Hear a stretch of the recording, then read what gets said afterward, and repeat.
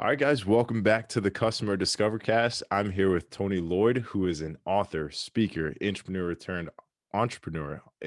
You were an executive of a Fortune 500 company. We're excited to speak about your experience and your focus, your passion in life. Welcome.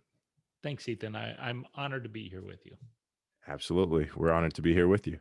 So, give the audience a little bit of insight into why you're here today. What's your background? What's your passion in life? Yeah. So I had a very technical consulting role for a lot of years. And so, you have to go out and you have to sell that consulting into companies. And so, there's always that customer discovery where you're trying to figure out what are their pains? How does what you offer create value for them? So I had that technical background, but then I was doing a thing where I was helping companies transition their training departments into human performance improvement organizations. That training departments, somebody will come to you and say, I have a training problem. Well, that's like going to your doctor and saying, I have an aspirin problem, right? So training is one particular tool within a large tool belt. So I was helping training organizations to transition their way from being seen as a training organization to being a human performance improvement organization. And I was working with John Deere, the Fortune 500 company, and they recruited me in. And this was about 1998. So the dot com bubble was taking off, and everybody was talking about startups and the World Wide Web, right? So we were like, I don't know what this information superhighway, right? We had all these names for it that we eventually just go, yeah, it's the internet. And so we were all trying to figure out what this thing was or how it was going to change the way we did business. So they recruited me in. We did an entrepreneurial startup within that company, and then eventually I was recruited out of there. I went to a company that SC Johnson spun off, and that company is called Diversey. They did cleaning, sanitation, those kinds of things, professional services for the cleaning and hygiene industry. I was with them for 3 years, and then we sold that company to somebody else, which freed me up. I came to Minnesota. I worked with companies like Medtronic, who makes medical devices, and then I ended my career with Buffalo Wild Wings, which, if you think Medtronic, they're taking care of things like heart, pacemakers, and then I go to Buffalo Wild Wings, where our product was basically creating customers for Medtronic, with heart Yeah. pacemakers.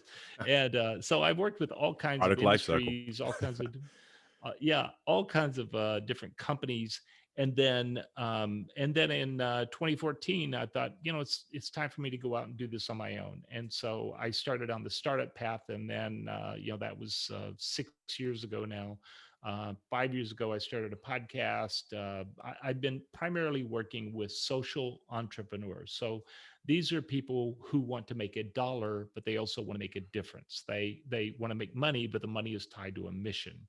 And so their startup journey is exactly the same as every other founder, with the added complexity that they're trying to have a social impact or an environmental impact on top of starting up a business. So it's a big juggling act. They're trying to figure out, how do I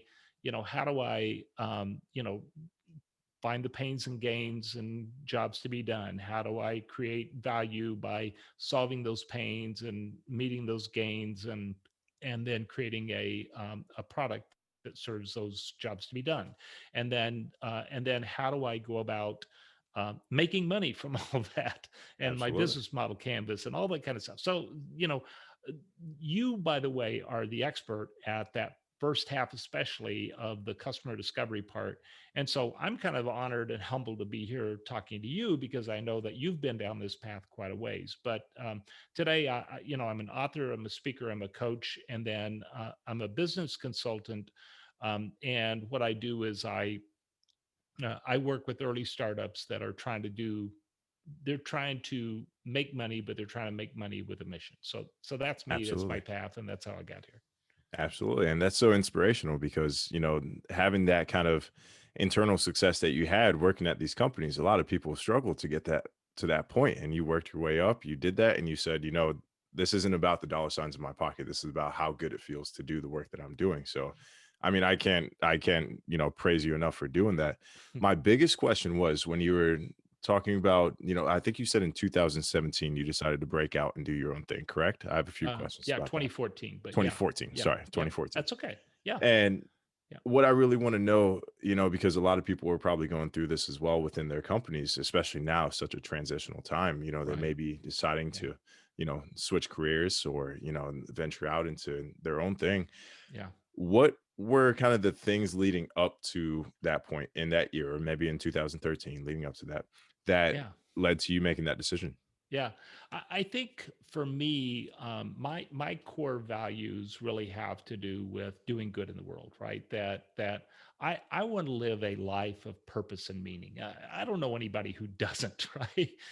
But when I was 14 years old, I had this near drowning accident, and there was something that broke in my brain that said, not someday I will die, or that, gee, life is short, right? But there was some point of urgency in my brain that just said, holy cats, we only get one swing at this thing. And we have to make the most of it that we can. We have to go do as much good in the world as we can. In fact, I have a saying that we are here on earth to connect, because our brains are wired to connect. The people who survived our tribal life, they survived by sticking with the tribe, not wandering off and getting eaten by the saber-toothed tiger. So we have these complex social brains because we're wired to connect. We're also here on earth to contribute, to make a difference, to put a ding in the corner of the universe. And your ding and my ding may look different, but that's what we're here for. But before you can connect and before you can contribute, you have to practice self-care. And I call that thriving. And so it's really about thriving, then connecting, then contributing. And so when you're inside of a Fortune 500 company, you have this desire that your work is going to mean something. And before we started recording, you mentioned my TEDx talk that I did, where I talked about, you know the way you spend time is the way you spend your life. And I was just miserably aware of that fact. I was miserably aware of the Mm, fact that I used to say my job made me religious, because I would always say, thank God it's Friday, and oh my God, it's Monday. Right. So, I had this sense that tick, tick, tick, time is ticking away. And are you really making the kind of impact that you want to make in the world?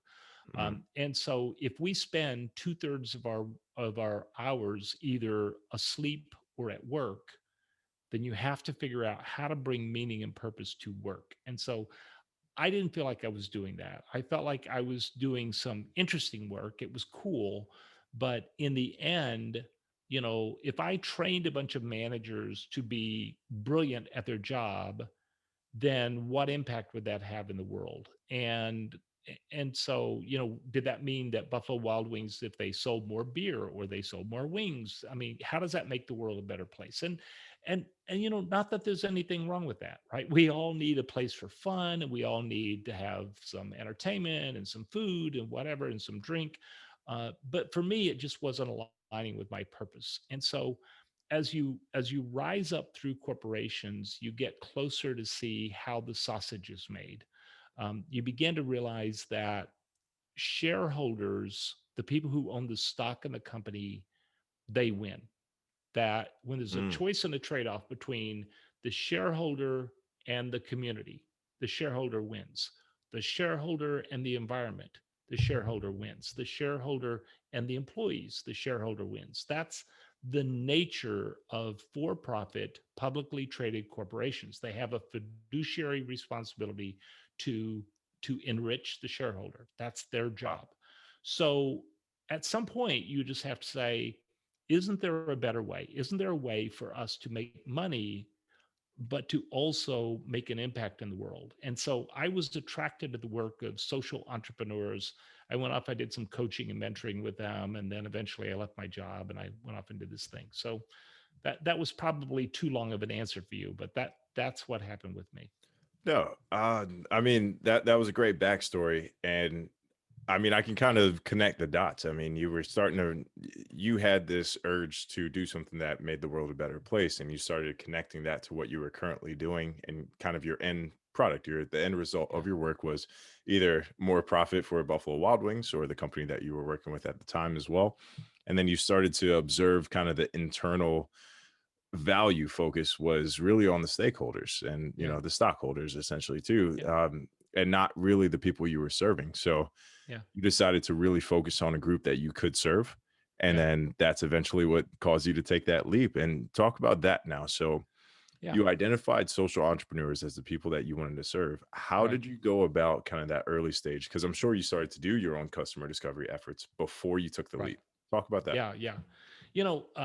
So a couple of things. I just want to make sure Buffalo Wild Wings isn't somebody I'm picking on, right? That they are just a publicly traded company, and as a publicly traded company, it is the nature of the beast that you have to make hard choices, and sometimes the shareholders win.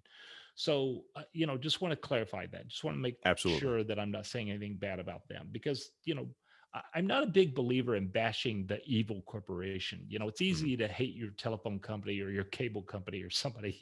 So it wasn't really about that. It was more about, I have to make an impact while I can. Absolutely. So actually, all the way back to 2010, I read an article about a company called Barefoot Power, and what they do is they sell solar lamps and solar chargers to people in rural villages across Africa and India, etc. So what happens is, in a rural village in Africa, let's say this was in Kenya, I believe, where the article was based, and it talked about this woman named Sue, and how she would like get up in the morning, and she would get on the back of a motorcycle, and the motorcycle would take her all day over to a city, and she would leave her cell phone with the people in the city, and then she would get back on the back of the motorcycle and ride back to the country, and then a day later, she would get back on that motorcycle. She would ride to the city. She would pick up her cell phone, which was now charged. And then she would go back out to her village. Well, in the meantime, she's lighting her house with a kerosene lamp. It's bad internally for the kids. The fumes are bad for you. People die from smoke inside of these villages, and I don't like the words village or hut or any of that stuff. I'm not trying to denigrate their lives, right? So it's more like, they lived in a rural area, and the truth of their life was that they cooked on fire, they lit their house with kerosene, they did all these things which created in pollution inside their house, and so people were dying of lung cancer from that. And Mm, she wanted that cell phone, though, not to make phone calls, but because she sold chickens, and she wanted to find out the price that chickens were fetching in neighboring places, and she could get that information on her phone. And mm, so along comes somebody from Barefoot Power who says, for the price that you're paying for kerosene, we can sell you this solar panel and this electric light, and your kids can stay up late at night and study because you're going to have light. You can charge your own cell phone. You can even charge your neighbors to charge their cell phones and make a little business. And so I read this article. This is around Christmas time 2010, and it blew my mind. I was like, how does that work? Because that's a business model where somebody is providing a good or a service, and it makes a big impact while she's making money. So I started looking into this whole concept back in 2010 about social entrepreneurship, and I didn't know what it was called. It wasn't until years later that I knew that was the name for it. But I just started looking at different business models that were out there. I read all the books I could. So I did a lot of secondary research. But then I started interviewing social entrepreneurs. I just started saying, how did you get here? What was your path? How did you discover this stuff? And what stood in your way for growth? And, why do you think that you were successful? What mistakes did you make? And what do you wish you would have done differently along the way? And in the meantime, of course, I'm reading things like, business model canvas and how to make, value propositions. And Mhm. you mentioned Steve Blank's book a lot, and that's somebody else I read. And so I was really kind of doing this. Now, I had experience from my corporate Fortune 500 career where I had started up an entrepreneurial startup inside of a company, and we had grown this thing to like $10 million a year of revenue. And so I knew what it was like to start up a company, except not to start it out outside of that ecosystem. So I had to learn that world. So I left my job to start my own company doing good for others, because I wanted to experience the startup journey, but also because I just couldn't do what I was doing. So I was learning how to start a startup while interviewing people who were doing startups while starting my own startup. And so all that came together in, I have a podcast called Social Entrepreneur. We're just past episode 300. And I just interview people and learn how, where does your sense of purpose come from? How did you convert that into a business model? Who do you serve? How do you serve them? What is their problem? How do you solve that problem? How do you make money from that? How do you impact your scale, et cetera? So I've been interviewing people. I wrote a book a couple of years ago where I took a lot of the advice I got from that and I incorporated it in. The book is called Crazy Good Advice, 10 Lessons Learned from 150 Leading Social Entrepreneurs. And then today I'm a mentor, a coach, et cetera, to all kinds of businesses who are starting up in that world. So again, a long answer. Sorry, I babbled on.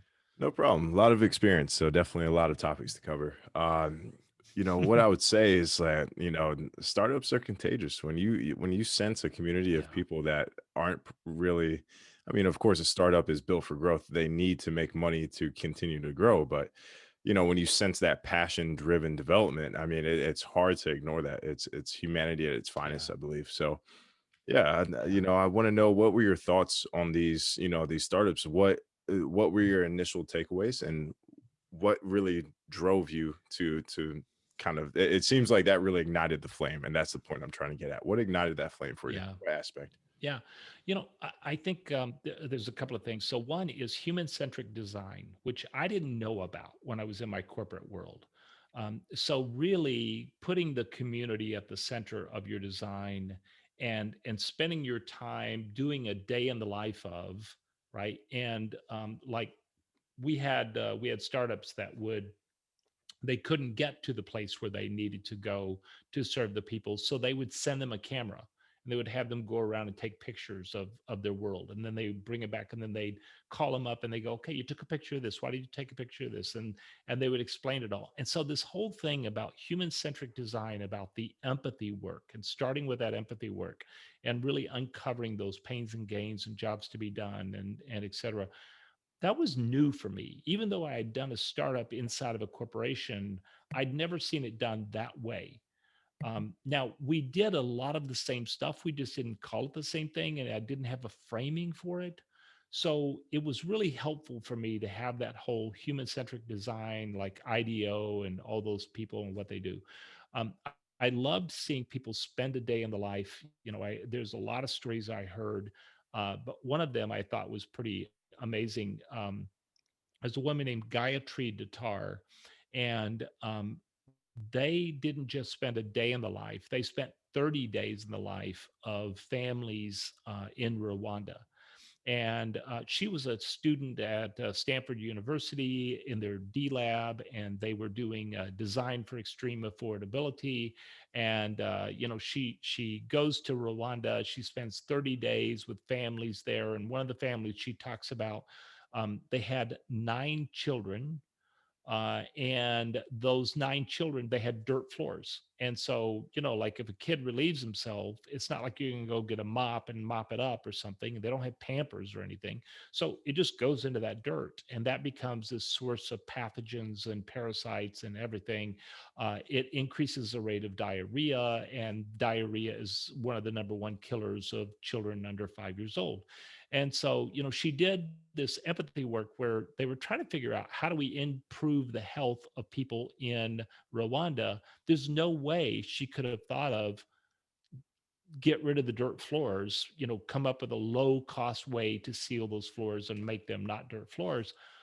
She couldn't have thought of that by sitting in a lab at Stanford University in the D lab. She had to go spend a day in the life. And Get out the building. so, Yeah, that absolutely. that to me was like, revolutionary of that particular methodology. And so it really turned me on. But then all these stories about people who were taking things that were problems socially and environmentally and turning those into value propositions that made money. So that was really a turn on for me.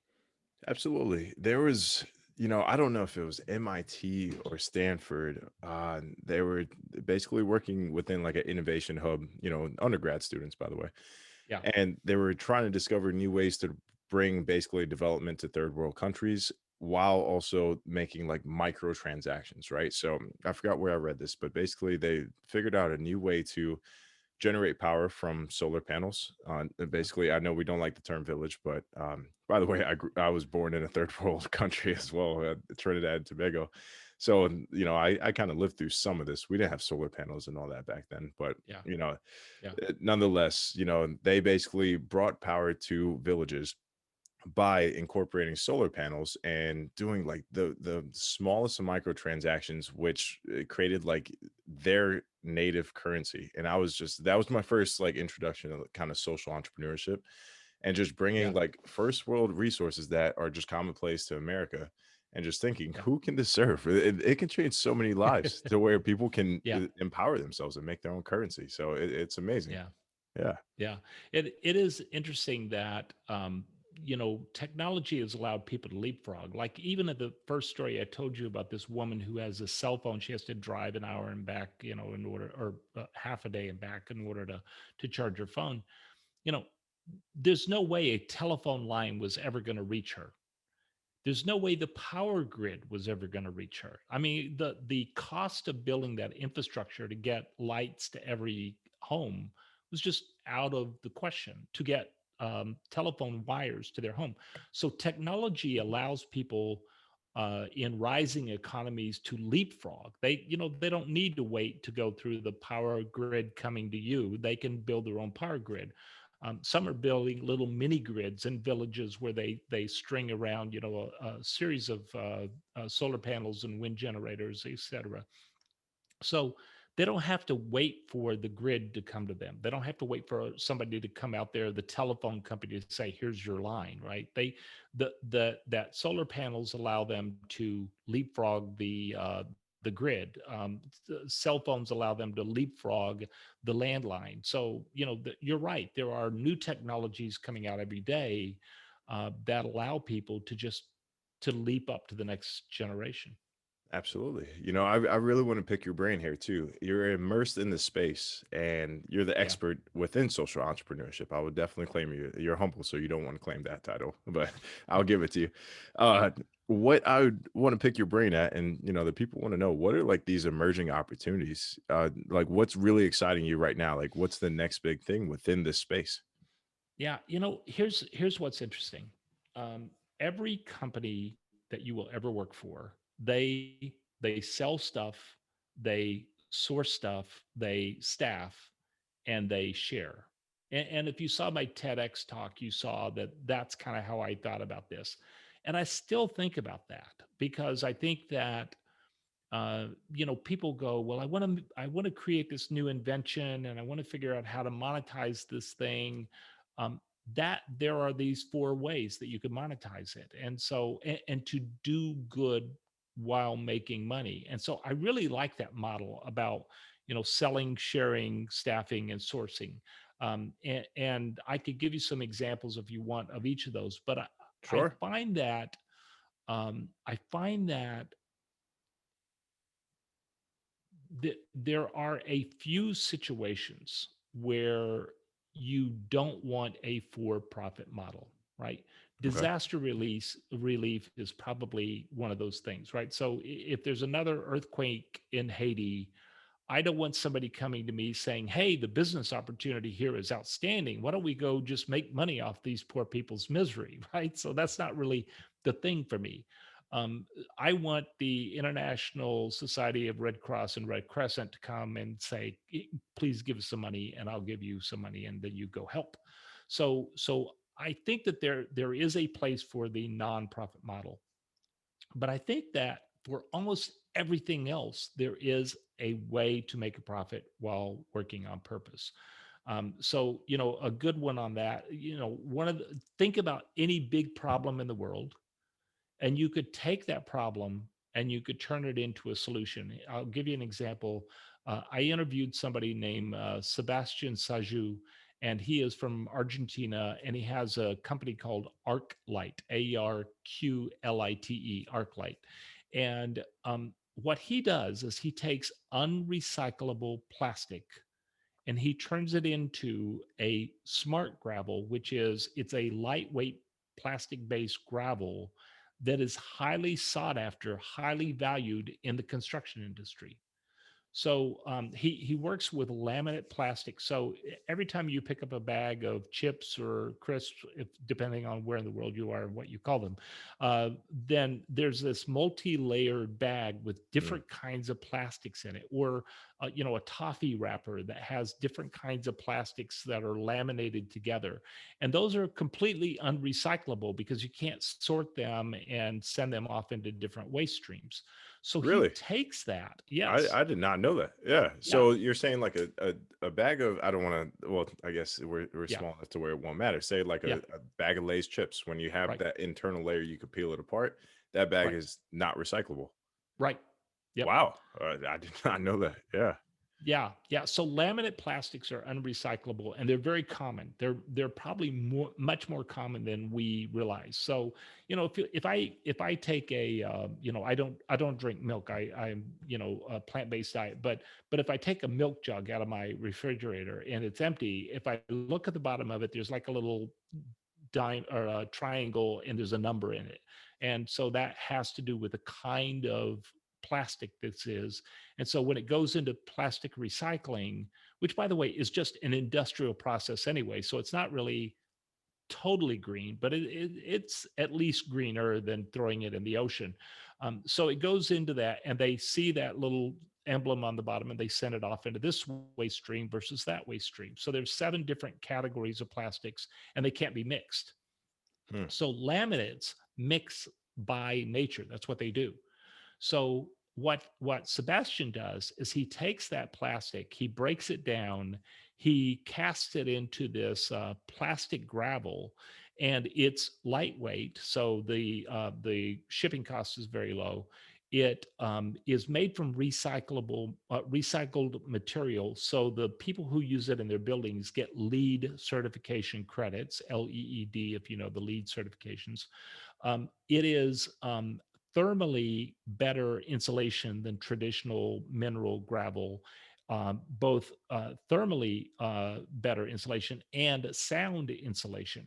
And so it has all these properties. And by the way, it's lightweight, so you can build on some places that you can't traditionally put a concrete structure on.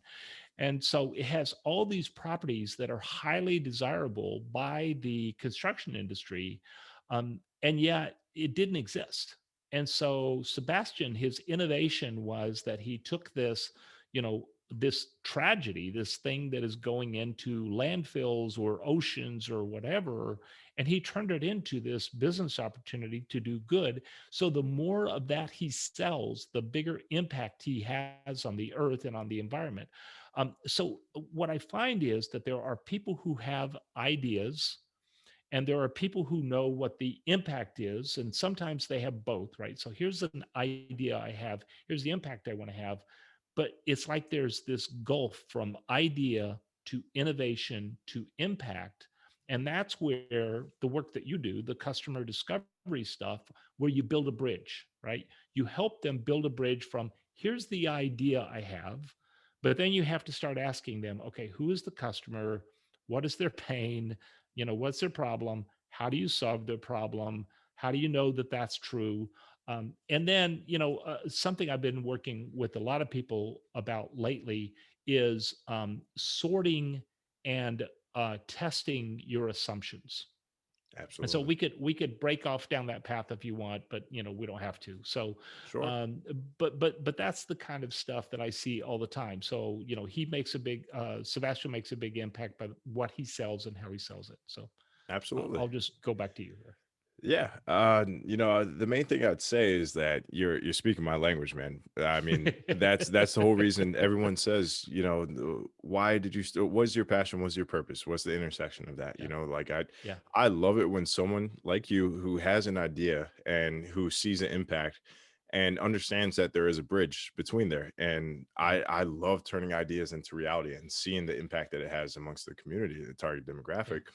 But yeah, I'm very scientifically minded. I love the scientific method and yeah, basically validating assumptions and iterating on ideas to maximize value based on the customer feedback and just consumer obsessed products. And yeah, the impact that it can drive is just, to me, yeah, that's how humans get better and better over yeah. time. So yeah, tell me more about validating assumptions. What have been like the major roadblocks that you've seen with startups, and how have you kind of addressed that? Yeah. So the way that I've seen it happen a lot is I see people with the idea, right? So Absolutely. and they're trying to get to the innovation, but they're trying to get there too quickly. They're trying to skip some steps. And so what they'll do is they'll do a lot of secondary research. They might have one or two conversations with customers or potential customers, and then they'll either go build a prototype, or even worse, they'll build a minimum viable product without stopping to validate the assumptions they have. And Absolutely. so we've been spending a lot of times now with startups where we'll have them list out their assumptions. And sometimes you have to go two or three rounds with them before they're willing to say, yeah, actually, that is kind of an assumption I've been making. I don't have good data on that. Then we have them sort them into um, low to high importance, Mhm. and then high data. We have lots of research or lots of confirmation that says this is true, to low data. Absolutely. And so Validation matrix. then, yeah, so then the validation matrix, right? So then we have them sort of do the card sort where they put them into all these different segments.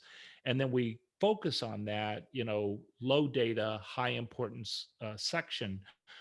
And that has made a big difference in, you know, it's one of those things where you feel like, oh my God, I'm slowing down. I'm doing one more thing before I actually get to my innovation. What are you making me do this for? But I'm finding it's one of those things we have to slow down to speed up, right? Absolutely. That people who take the time to do that, to create the paper prototype first and go show it to somebody and say, is this right? Did I get that right? To get their feedback on, what works for you, what doesn't work for you, what would you do different? What did I get wrong about this? What did I get right? What are you excited about? What would you be most excited about? Et cetera. And just asking all those questions and doing those customer interviews with something in front of them to respond to. Then when you go into your actual prototype and your minimum viable product, it really speeds things up because now you have that feedback already. And when you come back to them, say, hey, remember you gave me this feedback, you said this, I built this thing, what do you think? And then when you get to the minimum viable product, I built this thing, will you give me some money? And that's Absolutely. really, if Yeah. somebody will reach in their pocket and pull out their credit card, you're onto something. The highest form So of validation right there, baby. there That's you all you need. go. Yeah, Yeah, it's funny well, it's not funny, actually. It's actually really sad. The amount of people that become entrepreneurs and fail as a result of building something that people don't want and won't pay yeah, for yeah, can be solved by customer discovery. I see that as such a gatekeeper, and if Yeah. more people can popularize that, Steve Blank and Eric Ries, all the people with the lean startup movement, they created a Bible for this stuff, but Yeah. not everyone wants to Yeah. read. So maybe, Yeah. we can create these platforms that guide them through it, and these Yeah. consultancy services as well. Like Yeah. I just see it as Yeah. being like a just flooding the gates with innovation once people learn how to do that. Absolutely.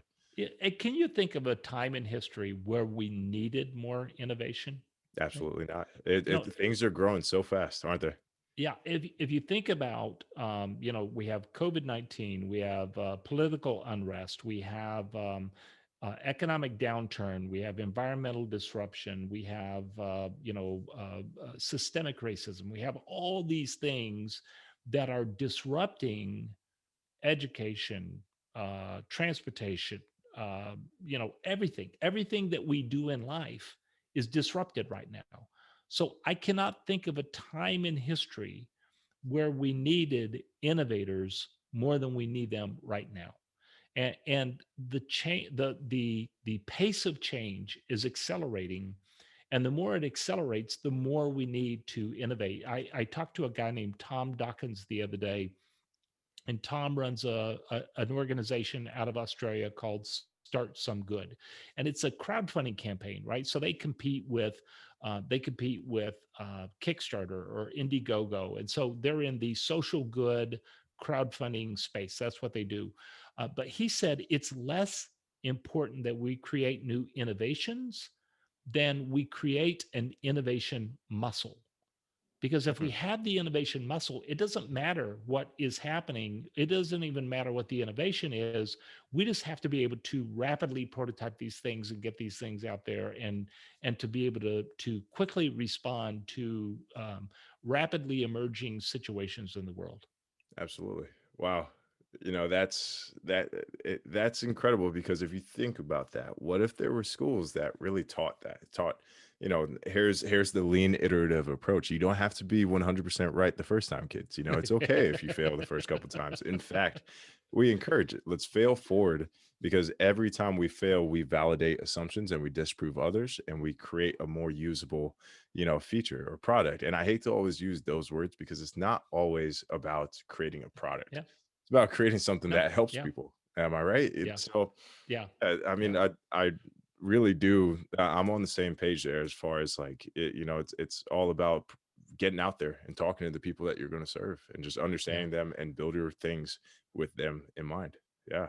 Yeah, I teach a course at the University of Minnesota, and it's part of the Global Grand Challenge curriculum. So Global Grand Challenges are like, water in Africa or electricity in India, or whatever.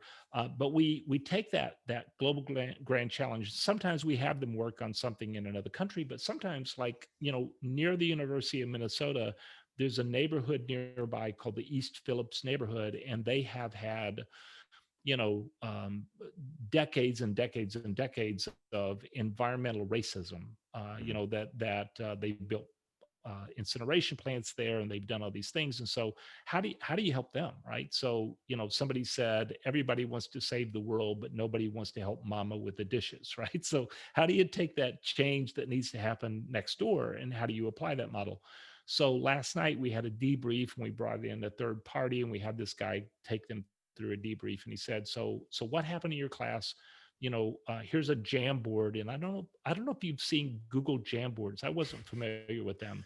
Yeah. Put like post-it notes on it and stuff. So it's a lot like getting, your post-it notes and going up on the wall and doing all that. So we did this Jamboard. We said, what was new or different or bad or good or whatever about the class, and people were just going, like, there was no answer, right? Like, we've never been in a class before where the teacher didn't say, here's the right answer. The teacher said, you're going to be very uncomfortable with ambiguity, and you're just going to get so, like, you're going to take a guess, and you're going to be so wrong, and like, the customer is going to tell you, how could you be so stupid? And, but then when they write the thing they say right after that, that's the golden ticket, right? That's the thing that you're searching for. You're trying to get the customer to say, here's what you don't understand, right? Hmm. And so they were like, I have never been in a class like this. I've never been taught like this, in a way that you're teaching me a methodology, but it's up to me to figure out what the answer is. And I don't have the answers. I have to go get those answers from the community. So it's really rewarding to see this being applied in a university. It's a completely different model. It breaks a lot of the sort of pedagogy, if you will, of how to go about teaching a class, and the students are loving it. Yeah, no, it really goes against kind of, our traditional thinking. Like it's pretty much telling a group of people to say, you have a certain set of beliefs and assumptions. Go out there and prove yourself wrong and look at the beauty that comes from that. Yeah. Yeah, We that can is learn a good. lot from That's that, well can't we? said. We That's can well learn a lot said, from Ethan. that, You I should think. write that in your book, right? I'm You gonna should say yeah. that sentence right there in your book. I need to look at the recording because I'll probably forget. But no, I mean, that's why when certain people have that sense of awareness to understand like the value in that, I really think it's much bigger than entrepreneurship. Yeah. Well, Tony, I mean, we're going to wrap it up here, but we talked about a ton of things that, are really relevant beyond entrepreneurship, but all in all, just adding value to people who need it and the kind of the bridge that takes us from that idea to that impact. So thank you so much for all of your expertise. Now, I just want you to basically tell people how can they reach you? Yeah. So the easiest way to find me is tonyloyd.com. But the tricky bit is my last name only has one L. So it's TonyLoyd.com. And if you go there, right on the front page, there's a link to download my book for free. So you can go to Amazon and you can buy Crazy Good Advice, 10 Lessons Learned from 150 Leading Social Entrepreneurs, and they'll send you a book, right? But if you want the electronic version, you can just go to tonyloyd.com and right there, just click on that and you can get the book. I think you're going to put a link into one of the TED Talks I did. But if you're looking for me, just, type in Tony Loyd onto your Google machine and you can find me almost anywhere. Absolutely. Tony, I want to thank you. It's been a pleasure. Thank you for sharing all of your wisdom, your advice, and I look forward to staying in touch.